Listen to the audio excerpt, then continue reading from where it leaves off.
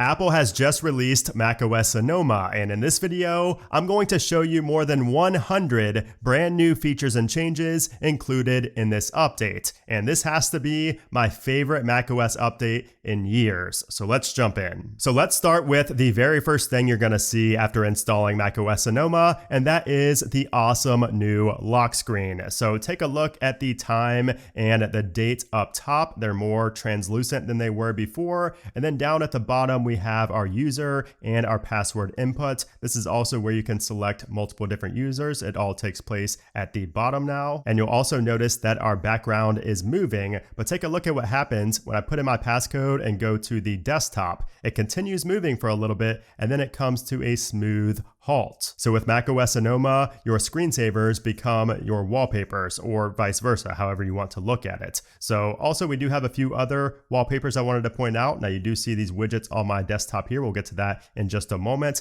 But if you go into the settings here and then go down to wallpaper, you will notice that we have a lot of new wallpapers in macOS Sonoma. We have hundreds of them here, and that includes all of the aerial screensavers that you have on the Apple TV. So here is the macOS Sonoma wallpaper. It looks pretty clean, and we do have a dark mode version of this as well, so you can rock the macOS Sonoma wallpaper, or you can choose to rock one of the many wallpapers that we have down here for landscape, cityscape, underwater, earth. You have the aerials as well. So if you go to one of these shuffle aerials, you can see it will rotate through 121 aerials every 12 hours, or you could do it continuously, or whatever option you want to up there. You just have a lot of selection in terms of your screensaver and for your wallpapers. Now what you'll notice is that when you first install macOS Sonoma, not everything is available. You have to download these individually. So you can see I'm on the Dubai skyline right now, and it's not loading up as my wallpaper because it's currently downloading. That's what this little circle right here is. And unfortunately, it does not show how long is remaining for that download. And also if you go to another wallpaper that is not currently downloaded, it just resets the previous one. You can only download one at a time. And you'll see this little download arrow next to it as well to signify you need to download it. One of my personal favorites is the Greenland evening, so we're going to keep it right there. Now also at the top of the wallpaper section, you'll see that we have add photos. You could easily add a photo from photos, or choose a photo to add as a wallpaper, and then add folder or album is now up top. Before, this was down at the bottom of this section. Okay, so we cannot go any further without talking about these widgets that you see on my home screen on my desktop here. And that is new in macOS Sonoma, because before you only had widgets in the notification center. So you'll see these right here. These are what I had on Ventura. And if you had widgets and you use them a lot in Ventura, you could actually drag these over from your existing widgets and drag them onto the desktop. And you'll notice you have a lot of flexibility. You can move these pretty much anywhere you want. You do have some constraints when you start getting close to the menu bar and things like that, but you have a lot of flexibility with where you can move these. And if you want to see all of the widgets available, you could just two-finger click and then go to Edit Widgets. And then from here, you'll get a little widget tray where you can see several widgets that you could add to your home screen.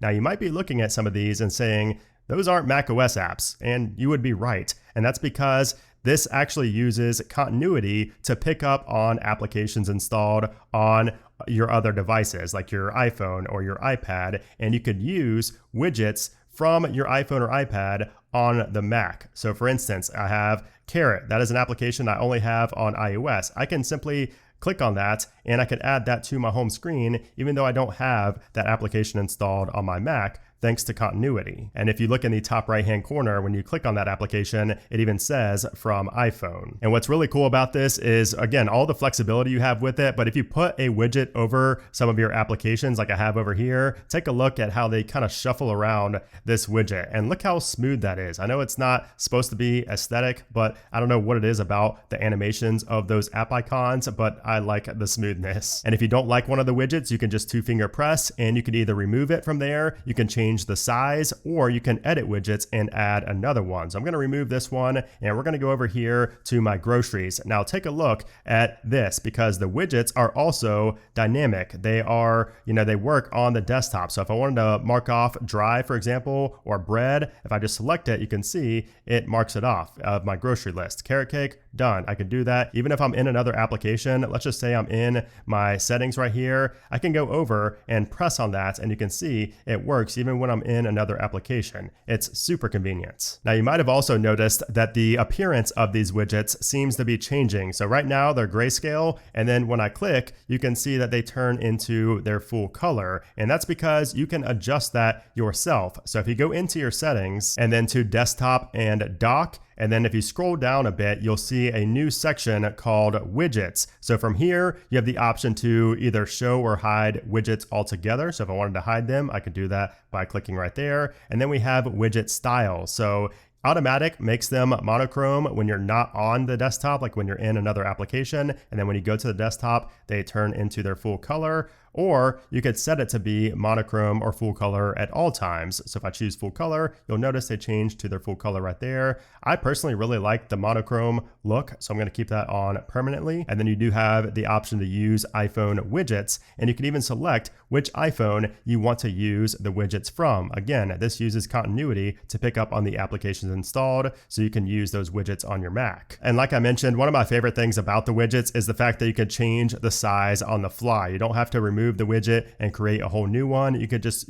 change the size on the fly. And that is something that I wish iOS and iPadOS would get. Now, if we go back into our settings and go back to the desktop and dock section, right above where we had widgets, we have desktop and stage manager. And here we have a brand new feature as well, where we can show items on our desktop or only show them in Stage Manager, or neither. So items refers to what you see right here on our desktop. So there used to be apps in the past that I would download to clean up my desktop just because it looked so ugly with all my screenshots. But now with macOS Sonoma, you don't need a third party for that, or you don't need to organize it yourself because you could just simply hide them. So if I uncheck on desktop, take a look at that. I don't have any items that show up on my desktop now, and it looks so clean, except for I have all these widgets in the way. Well, we can solve that because right here under widgets, we can turn off on desktop, and now my widgets will only show when I'm in Stage Manager. So you can still see them when you're in Stage Manager if you use that a lot, and they can be hidden when you're on your actual desktop. So that's some nice customizability you get there. And Stage Manager also has its own kill switch right here, and then show recent apps in Stage Manager and show windows from an application one at a time or all at once. These are separate sections now, whereas before in Ventura, you had to click on customize to change these things. And then last but not least, under the desktop and Stage Manager settings, we have click wallpaper to reveal desktop. So this is a pretty controversial feature. A lot of people either love it or hate it. So what this does is, let me just show you if I turn this to always. If you go into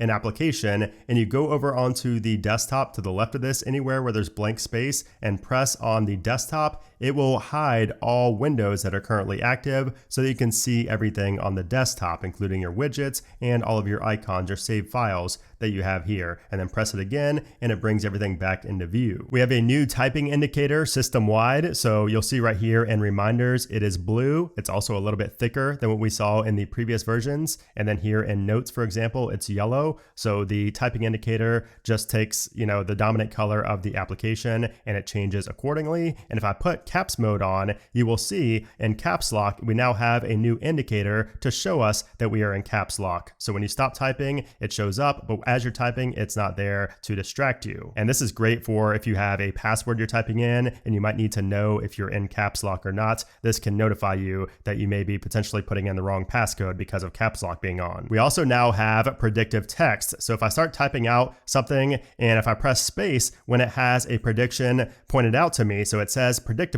is what it thinks I'm going to type. If I tap space, if I tap on the space bar, it will put in that word, and sometimes it will keep going. Like it can keep guessing what you're going to type. And obviously this takes a lot of time for machine learning to understand how you type on your machine. So this will get better with time. But so far, I like predictive text, but at the same time, if you are a really fast typer or if you don't make many mistakes, you might want to disable that. So you can actually do that if you go into your system settings and then down to keyboard and then to input sources. If you tap on the edit right there, you will see that we have a new option here for show inline predictive text. and you can turn that off, and that will disable the predictive text feature. Autocorrect is also much better in macOS Sonoma, just like we see on iOS and iPadOS 17. So if you type out something wrong, you will see the underline, and if you arrow back to go back to that, you will see we have a new little option here to revert back to what we typed the first time instead of the correction where it auto-corrected it. So we can go back to that easily. Dictation has also been improved, and we can now dictate text and then type and then dictate again without having to press the dictate button more than one time. So if we press on the dictate button here on our keyboard, first off, that you can see that we have a new indicator there, and it's starting to dictate what I am saying. But if I start typing, you can see it will stop, and it just lets me type whatever I want. But when I stop typing, it will continue with what I am saying. So that is new in macOS Sonoma. That's something that we had on iOS before, but this is new to macOS Sonoma. And I also have to say that the dictation is much more accurate than it was on macOS Ventura. So you can see what I typed out right there from my voice. Pretty accurate, especially because Ventura wasn't the best for me. Okay, so since we're in the Notes application, let me show you one of my favorite features in macOS Sonoma, and that has to do with PDF editing. So when you load a PDF into the Notes application, you can just simply drag that file right here onto Notes, and you will see it right here. First off, it gets a name now, so it names the note instead of just having it be a new note or a blank name. It now shows, the title of that. And then also right here, you will see a big difference in how that PDF is displayed. So take a look at this. We can scroll vertically and see every page of that PDF very easily. We can also show or hide the thumbnails. We have this view up top. If you click on this drop down right here, not only does it show the size right there, it says PDF document and the size. We also have view as. We have 3 different sizes we can view this as. So that is the small, you just saw the medium, and then here is the large where we can see everything. And again, we're scrolling over here horizontally so we can have everything in a big, nice and easy to read view.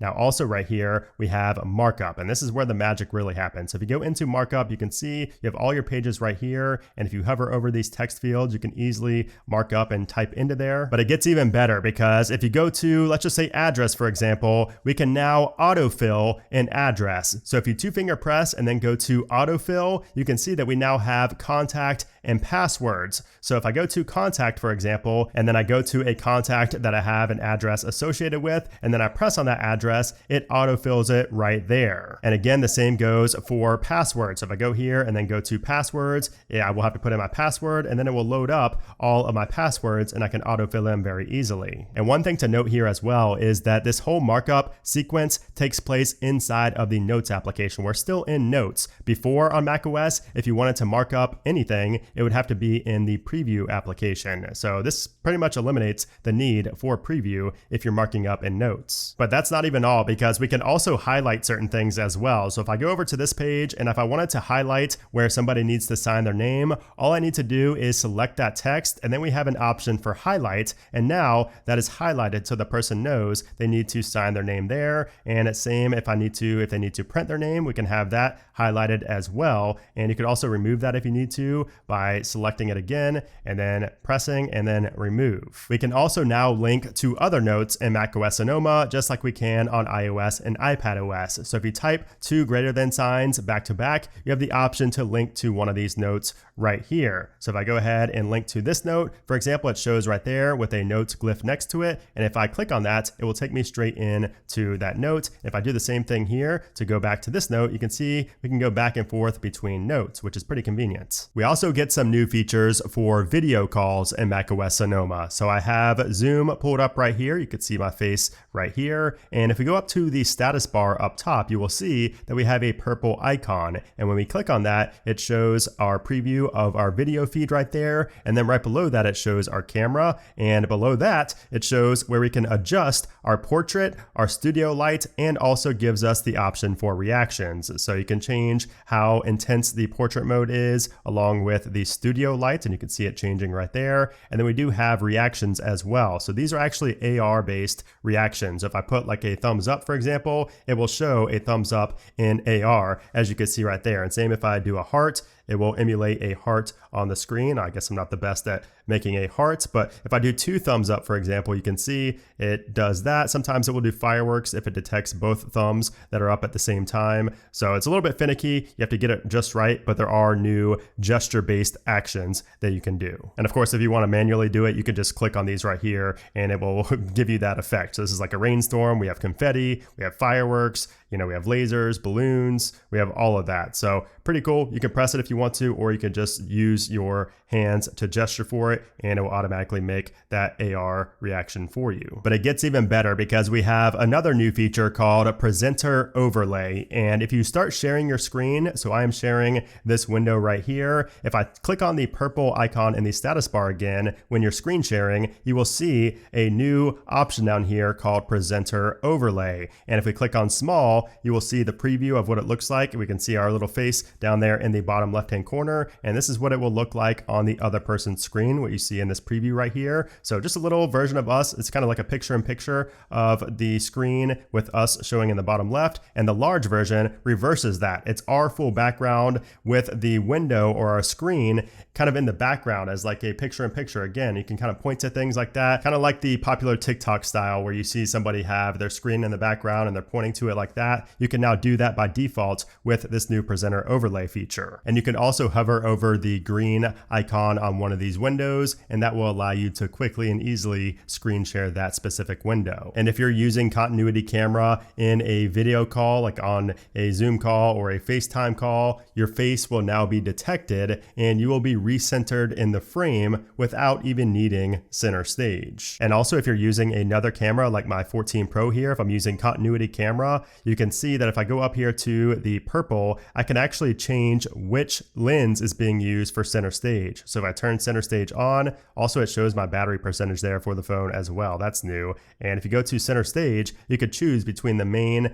or the ultra wide lens, and it will change that accordingly. So that is really awesome. And then of course you have all these different options here as well. And then we have another new one here called desk view. And this allows you to basically get a top-down view without your phone necessarily facing straight down. So if I had my phone just facing upwards, it would, allow us to do a desk view. Also, anywhere you pull up a movie recording or anywhere where you can see yourself like this, you will notice up in the top status bar, you will now have a menu item here, a purple, or sometimes it could be a different color right there in the status bar, and you can see your preview and you can adjust your portrait, your studio light, and you have the reactions right here along with the mic mode. So before, in previous iOS versions or macOS versions, you would have to go into the control center and then adjust it in here, but now it's much easier with its own standalone section in the status bar. Everything is just in one. And while we're on the topic of video calls, if you use AirPods on your Mac and you like the auto switching feature where you auto switch music or you auto switch, your microphone from a Mac to an iPhone and vice versa, that used to be absolutely terrible. But now with macOS Sonoma, it's actually good again. So I'd recommend that if you had auto switching turned off because it was so bad before, I would turn that on again because it's awesome with the AirPods and macOS Sonoma. Heading into Safari, we have some nice changes here as well. So if we go to our favorites right here underneath of the address bar and just right click or 2-finger press on one of these, you will see we have a new option here for show icons. So now you can quickly and easily show your favorites icons with a click. We also have profiles in Safari, and I find these to be much more useful on the Mac than on iPad or on iPhone. So you can see right here, I'm in my work. And if I click on the little drop down right there, you can see for work, I have one tab and I get all these different options right here where I can also open a new personal, leisure, or work window. And these are the 3 profiles that I have set up. So what you want to do is go into Safari and then to settings. And then over here, you'll see a new section for profiles. And in here, you will see personal, that is the default, but you want to create a new one so you can customize it to your liking. So let's just say we have one for business and we can choose, what icon we want for that. We can choose the main colors that go with that profile. You can choose which favorites are shown. So all these things that you see under the address bar, you can change which ones are shown. for this specific one. So you can create a new bookmarks folder or use an existing one that you already had. We'll create a new one. And now once we have that created, you can see that we have our business profile set up. And then right here, we can change some additional things. So new windows open with, and you could set this to be, if you wanted to open it with the start page, which is what you see right here, an empty page, the same page, or tabs for business. So it'll open up all of your tabs, and you have the same for new tabs open with. You can change that between those three as well. And then if we go over to extensions, you can change which extensions are enabled or disabled on a per profile basis. And I just find profiles in general to be so useful for organizing things, especially when it comes to the favorites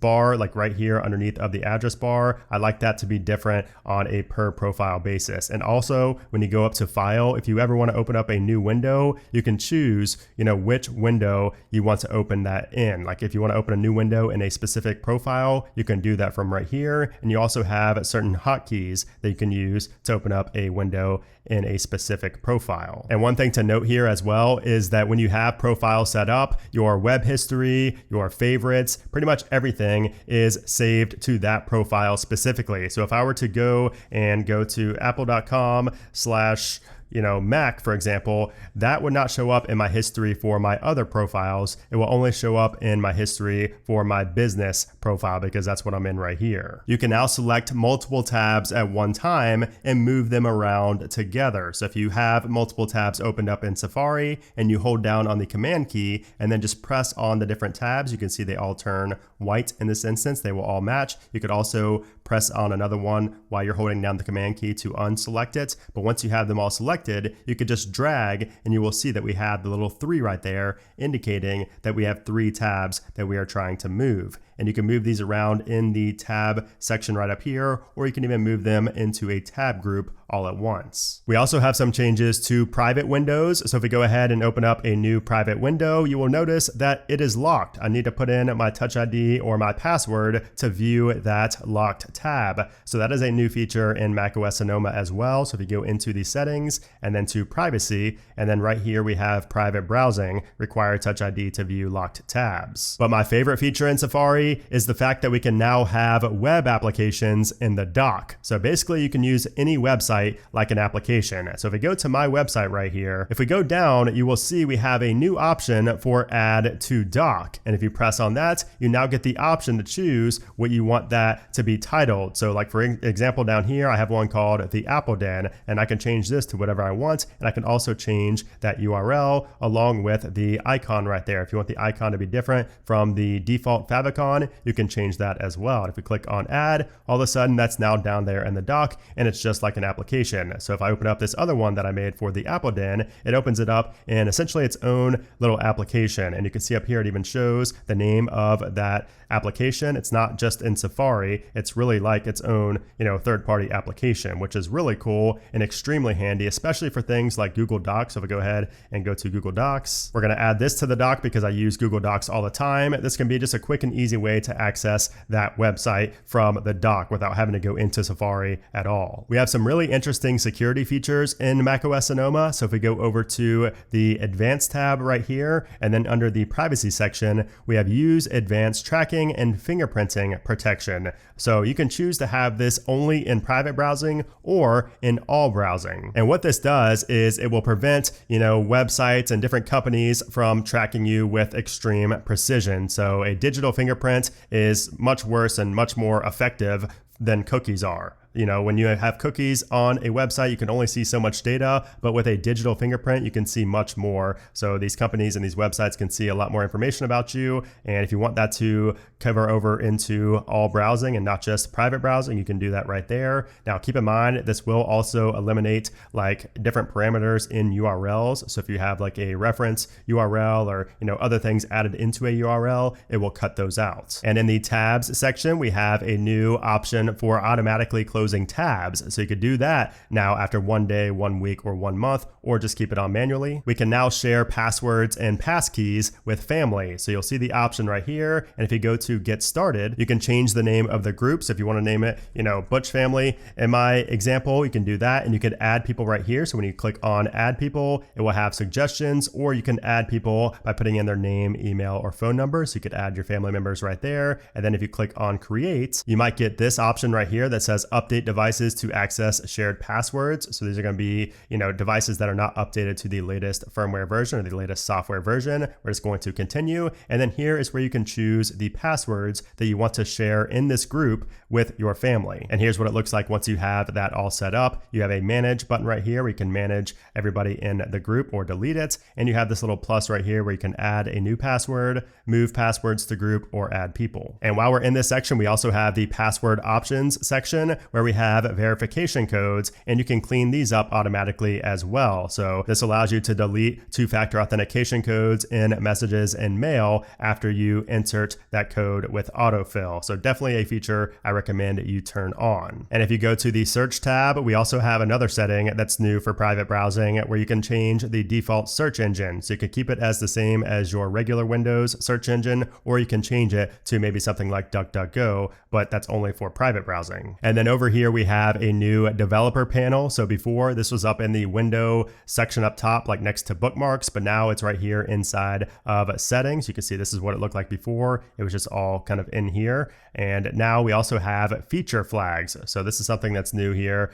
as well. And this just replaces the experimental features section of the develop menu, which we had previously. Also, Apple's password manager is now available in third-party browsers like Chrome. So with this extension, you can now autofill passwords from your iCloud keychain, along with the ability to save new passwords from the Chrome browser. You don't have to be in Safari anymore. So this extension was available on Windows for a while, but it just came out to the Mac with this new Sonoma update. You also now get enhanced extension control. So this allows you to use per site privacy settings to control access for all extensions that access your user data. So you can see all of that in the extensions tab. And if you're into gaming, you will be pleased to know that there is a new game mode in macOS Sonoma. So if you open up any game and you put it in the full screen mode, you will notice up in the top right, so we'll go right here and we'll go to toggle full screen. Take a look up in the top right hand corner. You will see it says game mode on, and it prioritizes the performance of this game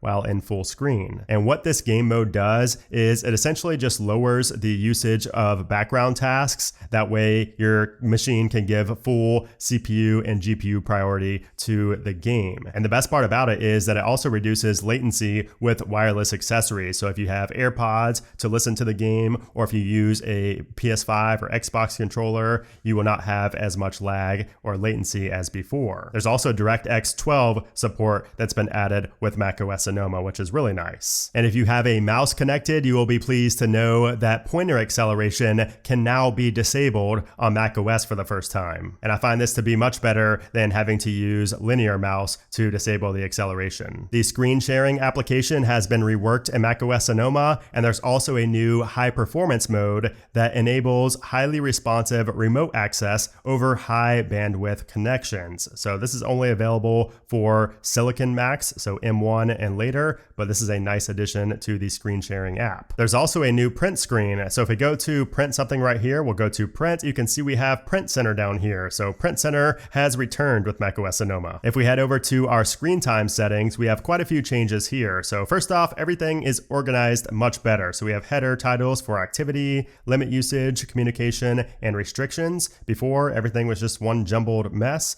And then also we have app and website activity, whereas before it was just app usage. If we head down to limit usage, we have a new option for screen distance, just like on iOS and iPadOS. This is to reduce eye strain and the risk of myopia in children so that you stay further back from your Mac screen. So you can enable that from there. And then we also have communication safety here. So this is going to detect nude photos and videos before they're sent or viewed on your child's device. So you can turn that on from there as well. And if you go down to the bottom, you can now disable app and website activity without turning off screen time altogether. So like if I turn this off, for example, you can see that screen time is still on for certain things. Like if I wanted to have my communication limit set, and things like that, it's still on. I don't turn screen time off completely just by having that turned off. So if I wanted to turn it back on, I could just go back into here and turn on. But that is new. And then also right here where it says lock screen time settings, that is new verbiage because before it just said use screen time passcode. And also you might have noticed throughout this video as I've been going in and out of Finder, we have these back and forward arrows, and these are extremely useful for going in and out of different sections and settings. So like if I go to all of these different sections and then I go back, take a look at this. It hops me back into notifications. If I go back again, it takes me back to sound. If I go back again, it takes me to focus and again to screen time. If we head into accessibility, we now have a change to live captions. It used to say beta next to it, but now it's just live captions. I guess it's out of beta. We have a new glyph icon next to voiceover under motor. And then we have two new options here under speech. So we have live speech and personal voice. Now I talked about these in my iOS 17 video, but you can create your own essentially AI generated voice of yourself to kind of mimic yourself and use that for live speech. In the control center settings, if we go all the way down, we have some options for automatically hide and show the menu bar. So you can do that always on desktop only, in full screen only, or never. In the Siri and Spotlight settings, we now have the ability to not have to say hey before the S word. So if you go right here for listen for, you can change that from hey S to just saying the S word without the hey beforehand. And don't worry, you're not going to have as many false triggers as you think, but that is where you can change that now. If we go down to privacy and security, we have a new section in here all the way down at the bottom for sensitive content warning, and this will detect nude photos and videos before they are viewed on your Mac. So this is different from the screen time feature where that was essentially just set up for children. This is more so for you, and you can turn this on if you want to, and it will block those explicit photos before you can view them. And then if we go back into this section and go up to the top and then go to location services